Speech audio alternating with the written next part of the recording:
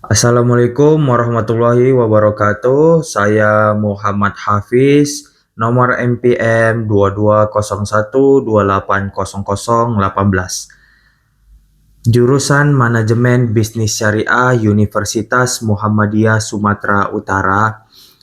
Baik Pak, terima kasih atas kesempatan yang telah diberikan. Izinkan saya mempresentasikan hasil PowerPoint yang telah saya buat yang berjudul Konsep Dasar Komunikasi. Oke, baik, kita akan lanjut ke slide berikutnya, yaitu konsep dasar komunikasi. Konsep dasar komunikasi adalah suatu kebutuhan dasar manusia sebagai makhluk sosial untuk berinteraksi dan membangun hubungan dengan orang lain. Komunikasi sudah menjadi sarana utama untuk menyampaikan kebutuhan, keinginan, kemauan, pemikiran, serta perasaan kita. Tanpa komunikasi, hubungan antara individu akan tidak berjalan dengan baik dan berbagai aktivitas sosial pun akan terganggu. Baik, untuk menjalin hubungan sosial terhadap masyarakat, guru, rekan, saudara, kerabat, dan lain sebagainya, yang pastinya kita sangat-sangat perlu menyampaikan komunikasi.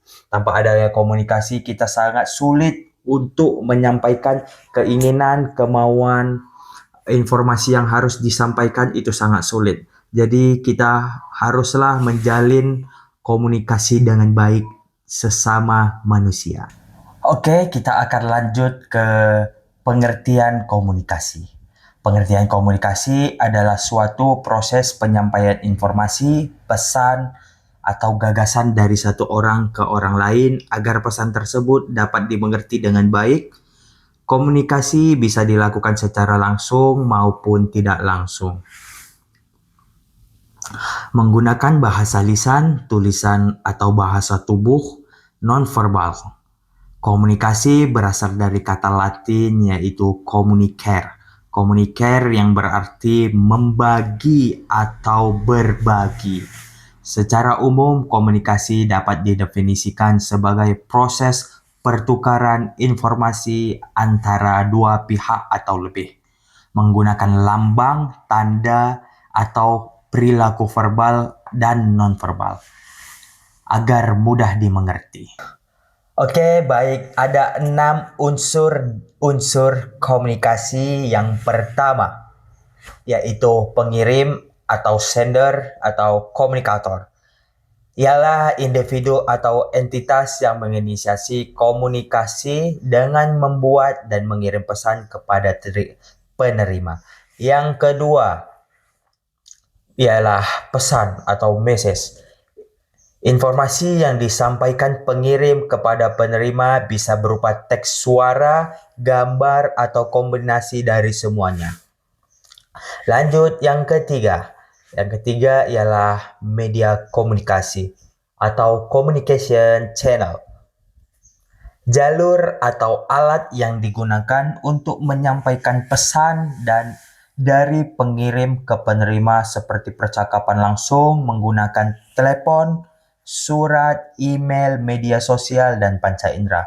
Lanjut yang keempat. Yang keempat ialah penerima, receiver, atau komunikan.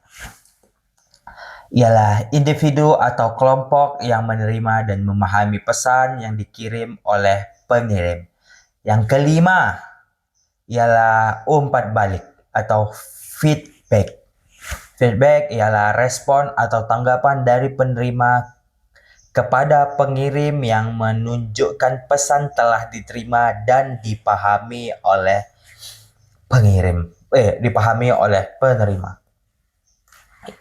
Yang terakhir ialah noise. Noise dalam komunikasi adalah gangguan atau kebisingan yang menghambat proses penyampaian komunikasi dari pengirim ke penerima sehingga komunikasi menjadi tidak efektif. Oke, baik, kita akan lanjut ke jenis-jenis komunikasi. Yang pertama ialah komunikasi verbal. Komunikasi verbal adalah komunikasi yang menggunakan kata-kata baik, secara lisan maupun tertulis untuk menyampaikan pesan. Contohnya adalah percakapan langsung, telepon atau pengirim pesan melalui email dan surat. Lanjut, yang kedua ialah komunikasi nonverbal. Komunikasi nonverbal adalah komunikasi tanpa menggunakan kata-kata melainkan menggunakan bahasa tubuh, ekspresi wajah, gerak, atau simbol lain untuk menyampaikan pesan. Yang ketiga ialah komunikasi tertulis. Komunikasi tertulis adalah komunikasi yang dilakukan dengan menuliskan pesan seperti surat, email, pesan teks, atau dokumen resmi. Ini merupakan bagian dari komunikasi verbal yang disampaikan secara tertulis. Oke, lanjut yang keempat yaitu komunikasi formal. Komunikasi formal ialah yang terjadi dalam konteks organisasi atau institusi dengan aturan dan struktur yang jelas. Contohnya adalah komunikasi dalam rapat resmi, surat dinas, atau komunikasi antar pegawai dalam suatu organisasi. Lanjut yang kelima. Yang kelima ialah komunikasi informal atau komunikasi tidak resmi ya. Komunikasi informal terjadi tanpa aturan resmi yang sering bersifat santai, misalnya percakapan antar teman, sekerja di luar rapat, atau komunikasi antar siswa di kantin sekolah. Yang keenam ialah komunikasi secara langsung. Komunikasi langsung adalah komunikasi yang dilakukan tanpa tatap muka, tanpa perantara, atau tanpa alat komunikasi. Contohnya adalah diskusi tatap muka atau pembelajaran di kelas secara langsung. Dan yang ketujuh ialah komunikasi tidak langsung.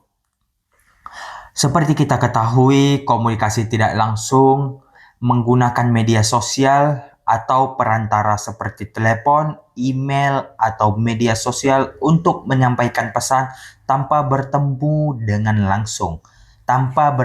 langsung dengan lawan bicara. Oke, ada 6 faktor-faktor yang menjadi hambatan dalam berkomunikasi. Yang pertama ialah hambatan fisik, yang kedua hambatan sistematik, yang ketiga hambatan psikologis, yang keempat perbedaan latar belakang dan budaya, dan yang terakhir ialah persepsi selektif. Baik, ada beberapa pentingnya memahami komunikasi.